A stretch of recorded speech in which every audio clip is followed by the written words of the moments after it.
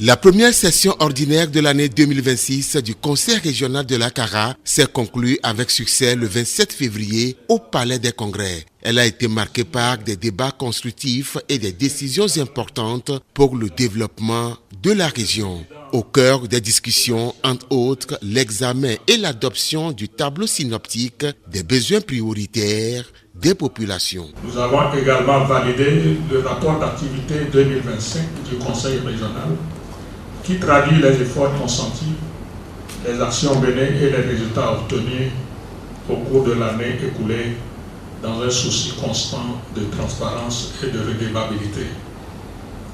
L'examen et l'adoption de l'organigramme du Conseil régional marquent une étape importante dans la structuration administrative de notre institution.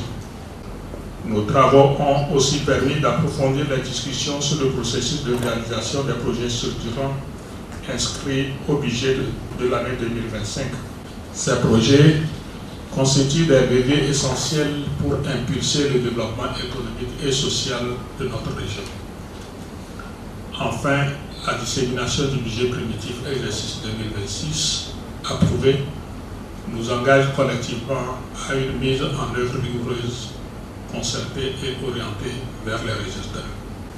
Les perspectives qui s'ouvrent à nous exigent détermination et cohérence.